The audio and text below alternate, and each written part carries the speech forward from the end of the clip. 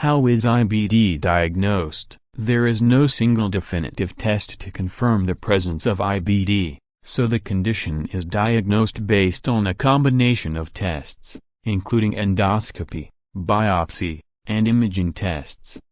Step 1. Medical history. Your doctor asks about the symptoms you have been experiencing, when you first noticed them, how frequently they occur, how severe they are, and whether they interfere with your daily routine. In addition, they may ask about places you've traveled and whether your symptoms coincided with a trip to another country. They may also ask about the foods you typically eat and whether your dietary habits have changed recently. Some of the symptoms of IBD may overlap with other gastrointestinal and immune conditions, such as irritable bowel syndrome, or with food sensitivities and intolerances, such as celiac disease and gluten sensitivity. It's also helpful to tell your doctor about any other conditions you have and whether you are taking medication for them. If you've had abdominal or gastrointestinal surgery, these procedures may cause symptoms similar to those of IBD. Your doctor may also ask if you have any symptoms related to an immune system abnormality,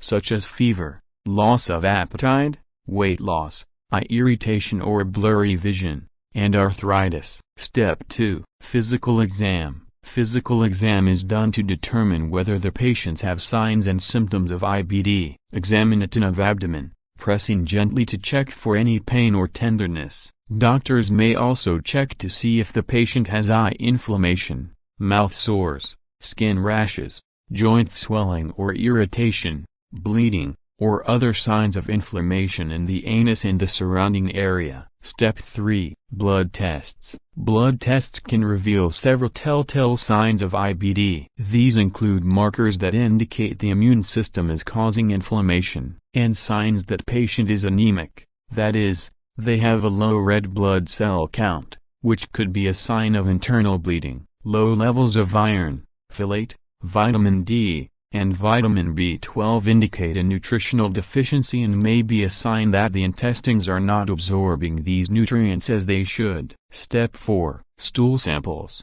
IBD affects the frequency and consistency of bowel movements. Stool tests are used to rule out infections or to assess the severity of inflammation. A stool test can also reveal the presence of blood that may not be visible to the naked eye. Step 5. Endoscopic procedures. Endoscopic procedures, such as colonoscopy, upper endoscopy, sigmoidoscopy, and capsule endoscopy, are key to diagnosing IBD because they provide clear and detailed views of the gastrointestinal tract. They can help doctors diagnose IBD and differentiate between Crohn's disease and ulcerative colitis. Although these two conditions share many symptoms, they affect different parts of the gastrointestinal tract. Gastroenterologists decide which endoscopic test is appropriate based on the symptoms, medical history, physical exam, and the results of blood and stool tests. 5. Colonoscopy.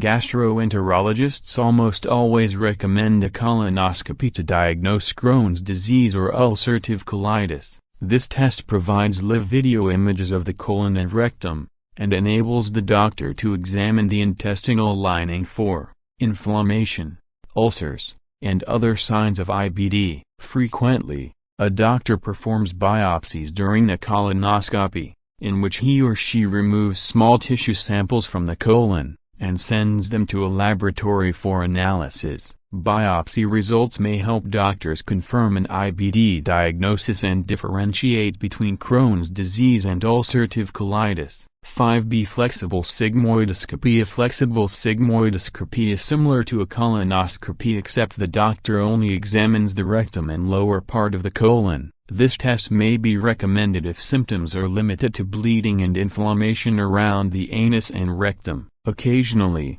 doctors perform this test to assess how well treatment is working.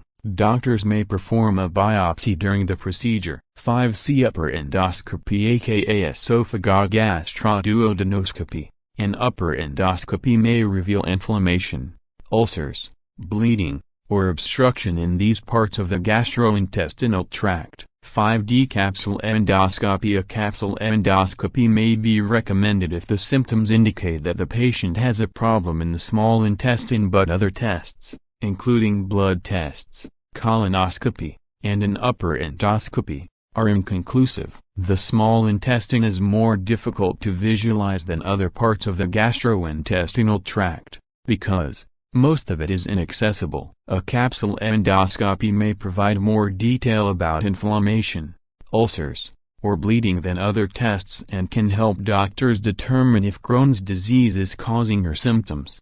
In this procedure, the patient is asked to swallow a small capsule with a tiny camera inside. This capsule is about the size of a multivitamin. As it passes through the digestive tract, the camera takes thousands of pictures that are transmitted via radio waves to a small receiver that the patient wears around his waist or place in a pocket. It takes about 8 hours for the capsule to pass through the gastrointestinal tract. It is excreted through a bowel movement and flushed down the toilet. The doctor downloads the images from the receiver, paying special attention to those that are captured in the small intestine. Step 6. Imaging tests. When performed in combination with endoscopic tests, imaging tests, such as X-rays, CT scans, and MRI scans, give doctors additional information about the gastrointestinal tract. They can reveal signs of IBD in the lining of the intestines, such as tears, bleeding, inflammation, or an obstruction. Often, imaging tests help doctors differentiate between Crohn's disease and ulcerative colitis if other diagnostic tests are inconclusive. For instance, if an imaging test reveals inflammation in the small intestine, patients may have Crohn's disease, because ulcerative colitis only affects the large intestine. Imaging tests can also be used to monitor the gastrointestinal tract and assess how well treatment is working. 6a. X-rays. X-rays are used to take pictures of the gastrointestinal tract. They are particularly useful if doctors want to determine whether symptoms such as abdominal pain and constipation are caused by an intestinal obstruction or dilation of the bowel wall. 6b. CT scans and CT enterography. CT scans of the gastrointestinal tract can reveal a narrowing of the small or large intestine, called a stricture, or an obstruction. The test may also indicate inflammation in the small intestine, which suggests that Crohn's disease may be causing patients' symptoms. 6c. MRI scans and enterography. MRI scans are especially helpful when doctors need to visualize soft tissues, such as the lining of the intestines. They may reveal small tears or ulcers, as well as irritation or bleeding. To get a better look at the gastrointestinal tract, the doctor may ask you to drink a contrast agent just before the MRI. This is called enterography.